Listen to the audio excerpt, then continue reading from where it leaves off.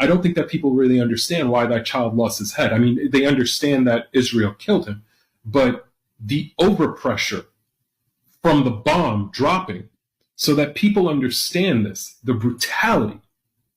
When a bomb drops in such close proximity, there's something called overpressure.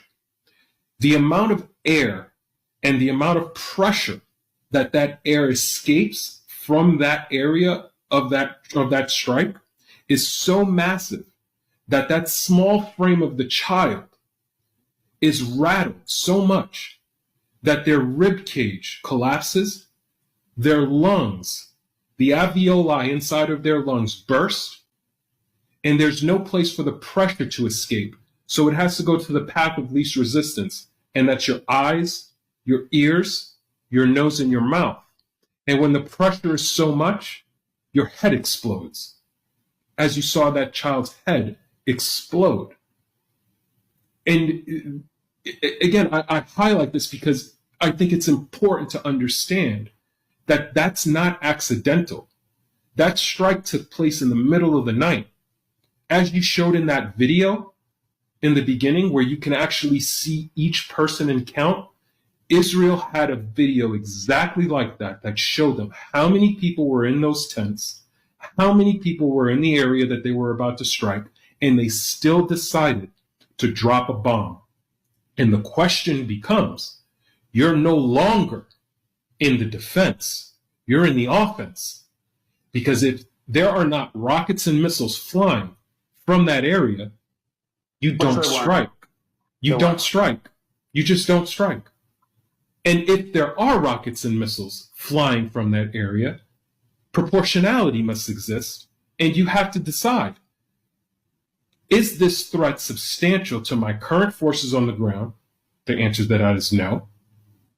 Is the collateral damage around this strike worth the actual ramifications that we see come out now? The answer to that is no. So you do not strike. At any other case, Greg, you and I, the commander on the ground, the sensor operator, the pilot, the JAG who approved everything, would all be in Leavenworth. Mm-hmm. We would all be strung up on charges, in our best dress, standing tall, because there is no legal capacity that we can honestly say that that's a strike that should have been done. You can't sit here and just say it's a war for everything, because even in war there are rules. Genocide. Noun. The systematic killing of substantial numbers of people on the basis of their ethnicity, religion, political beliefs, social status, or other particularities. Genocide. Verb.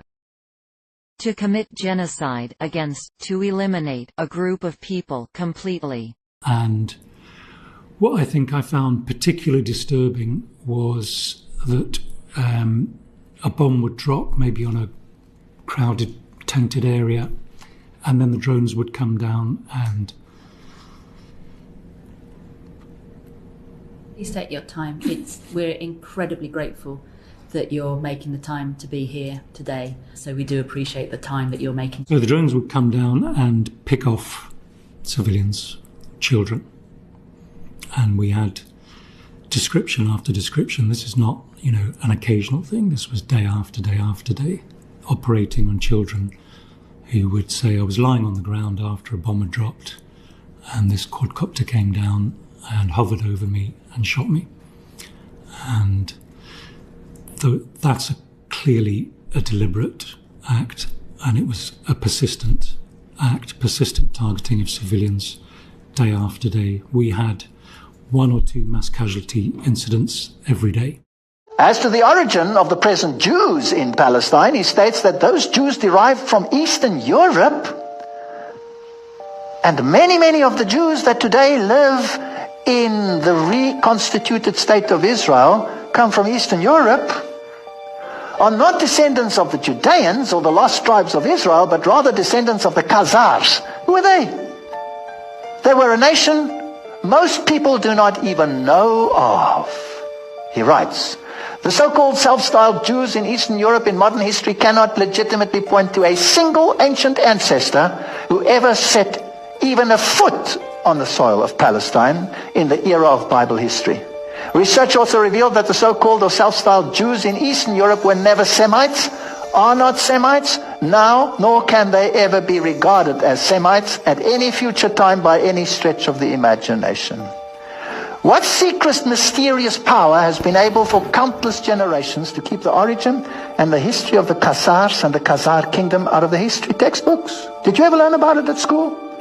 I never learned about it.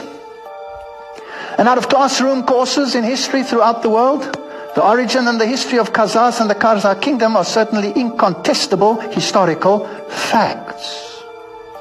If I Must Die by Rifat Alaria, November the 1st, 2023.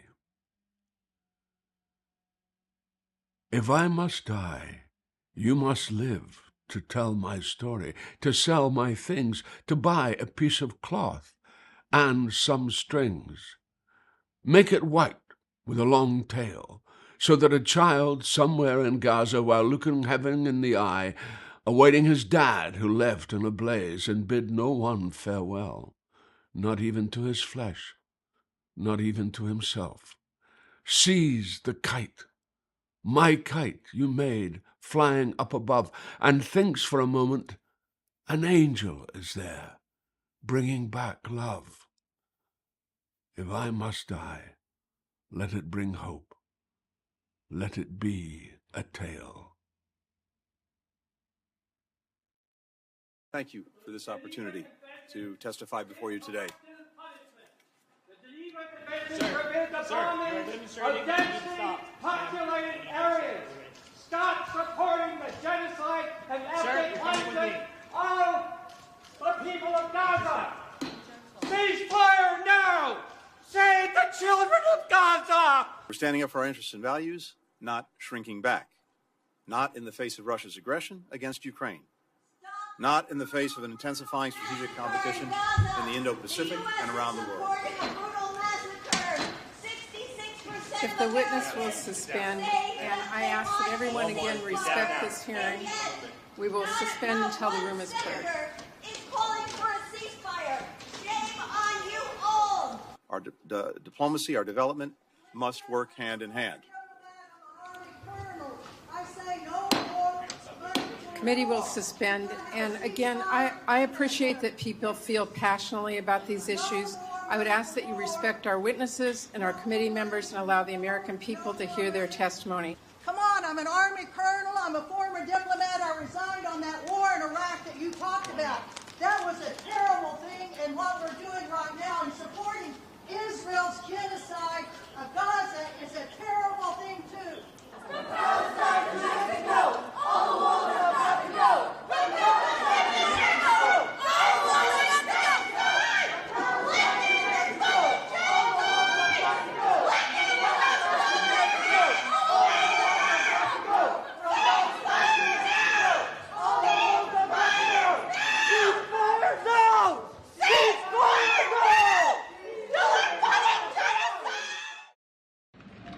So more than 100 journalists have been killed in Gaza by Israel. Isn't it perhaps contradictory or harmful for the U.S. that defends free speech to keep financing and giving arms to Israel when they're committing these crimes against journalists? Your question presumes that they are deliberately, maliciously going out to kill journalists, and we've seen no indication that they have done that. We continue to stand by the protection of journalists that are anywhere in the world, certainly covering conflict. Journalists and their jobs and their ability to report needs to be protected by any nation waging war, and we've been very, very consistent on that.